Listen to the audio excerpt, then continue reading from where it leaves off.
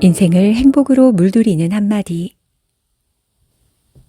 첫째, 마음의 통증을 해소하는 생각법.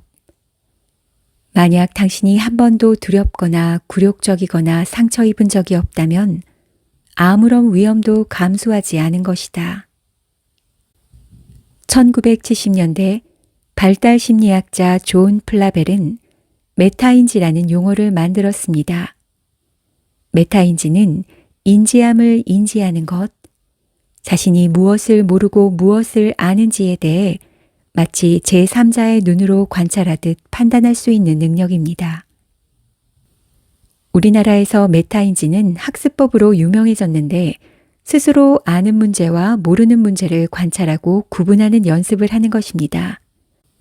그래서 모르는 문제만 집중적으로 공부하는 효과적 학습법으로 활용되고 있습니다. 그런데 이 메타인지는 공부할 때뿐만 아니라 관계를 맺을 때도, 일할 때도, 심지어 놀 때도 중요합니다. 새로운 관점을 통해 우리 삶의 통제감을 높여주고 더 나은 선택을 하도록 이끌어주기 때문입니다. 일례로 저는 비가 오는 날이면 기분이 처지곤 했습니다.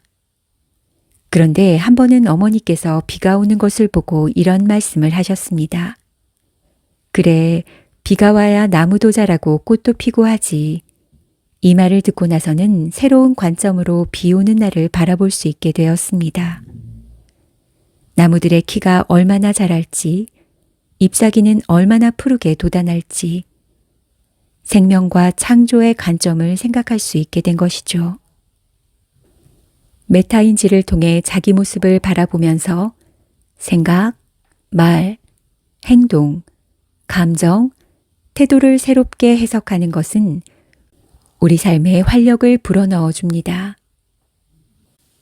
두렵거나 굴욕적이거나 상처받은 일을 두 번 다시 경험하고 싶지 않은 일로 해석했다면 나의 모습을 메타인지의 관점으로 관찰하고 그 일이 과감한 도전 정신과 용기 있는 실천으로부터 생긴 영광의 상처로 바라보도록 도와줍니다. 통각상실증이라는 희귀병이 있습니다. 뼈가 부러지고 화상을 입어도 고통을 느끼지 못하는 병입니다.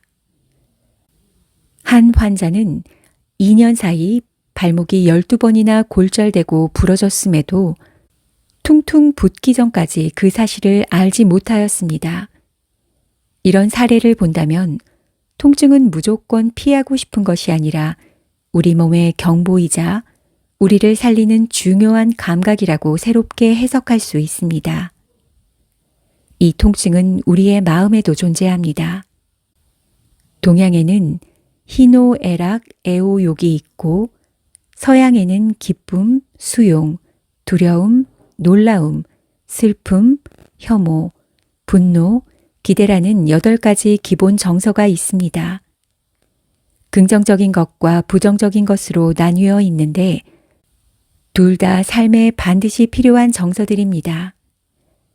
그래서 우리가 삶을 긍정적으로만 살아간다면 반쪽짜리 삶을 사는 것일지도 모르겠습니다. 오히려 더 건강한 삶이라면 다양한 감정들을 개방적인 태도로 수용하는 삶일 것입니다. 부정적인 감정도 때에 따라서는 성장통으로 해석하며 잘못된 일은 반면교사 삼아 더 나은 행동을 하는 계기가 되어야 합니다. 지금 가장 크게 느끼고 있는 마음의 통증은 무엇인지 생각해 봅시다. 그리고 그것을 새로운 관점에서 해석해 봅시다. 생각의 관점을 바꾸는 작은 연습이 우리의 삶을 더욱 편안하고 건강하게 바꿔줄 것입니다. 둘째, 유연한 태도가 마음을 편안하게 한다. 가장 훌륭한 인간은 모든 사람을 사랑하는 사람이다. 그 사람은 좋고 나쁨을 가리지 않고 모든 사람에게 선을 베푸는 사람이다. 3초의 법칙이라는 말이 있습니다.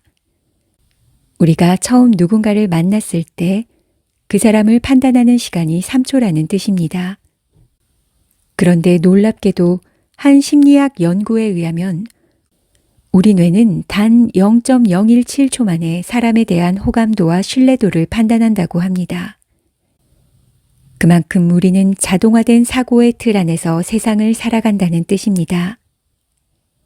우리가 누군가를 판단하게 되는 것은 지극히 짧은 순간 일어나는 자동적인 뇌의 처리 결과이니 그것을 거스르는 것은 정말 어려운 일입니다. 개방적인 관점으로 세상을 바라보는 것은 0.1초에 불과한 뇌의 처리 과정을 바꾸는 일입니다. 사람을 0.1초에 그 어떤 판단도 없이 사랑의 태도로 대한다는 것은 가장 훌륭한 인간상으로 표현하는 아주 어려운 일입니다. 천리길도 한 걸음부터 라는 말이 있듯 하나하나 해나가는 노력이 필요합니다. 대부분의 종교적 인물들은 보편적 사랑을 인류에 있어 가장 핵심적인 단어로 선정하고 있습니다. 그러나 성인이 되면서 누군가를 사랑하는 것은 둘째치고 그 사람을 편견 없이 바라보기조차 너무 어렵다는 것을 몸으로 체감하게 됩니다. 고정관념을 내려놓기 위해서는 3단계가 필요합니다. 먼저 내가 고정관념을 갖고 있었음에 대한 알아차림이 필요합니다. 알아차리지 못하면 변화를 시작할 수가 없습니다. 그래서 가장 먼저 내 생각과 말과 행동을 돌아보고 확인해야 합니다. 두 번째로 그런 나의 부족한 모습을 순순히 받아들여야 합니다. 고정관념을 알아차렸지만 그것을 받아들이지 않으면 변화해야 하는 대상이 없는 셈입니다. 변화를 위해서는 변화가 필요한 상태임을 인정해야 합니다. 세 번째로 실제적인 알아차림과 변화의 움직임이 필요합니다. 찰나의 순간 나도 모르게 누군가에 대해 판단을 내릴 수 있습니다. 그것을 알아차린 뒤에 곧바로 그 판단을 내려놓고 개방적이고 유연한 관점으로 대상을 바라보는 연습이 필요합니다. 예를 들어 운전하고 가는 중에 갑자기 위험하게 끼어드는 자동차를 만났다고 상상해 봅시다.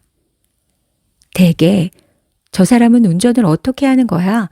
하며 불쾌한 마음이 들겠지만 가족이 위급한 상황인가? 라고 생각한다면 오히려 내 마음이 편해지는 것입니다. 더 나아가 저 사람의 긴박한 일이 잘 해결되었으면 좋겠다 하는 마음을 가진다면 가장 훌륭한 인간상의 경지에 올랐다고 볼 수 있습니다.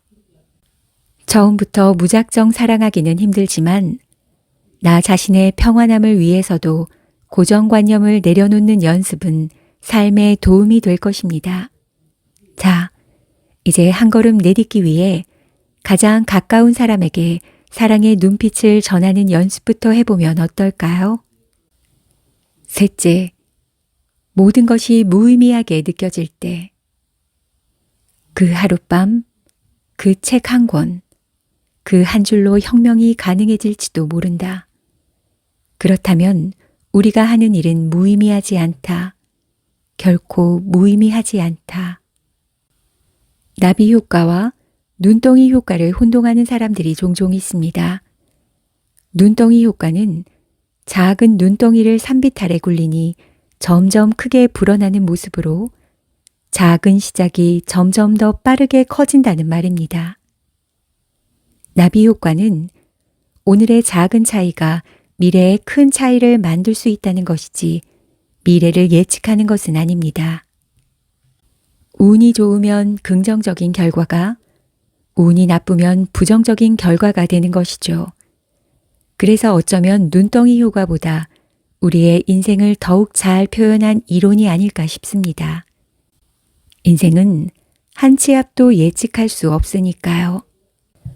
철학자 니체는 나비 효과의 관점에서 단 한 줄의 글만으로도 큰 변화가 일어나는 데 동의하고 있습니다. 또 그가 말하고 있는 혁명이 긍정이 될지 부정이 될지는 모르지만 그 자체로 의미가 있다고 이야기합니다.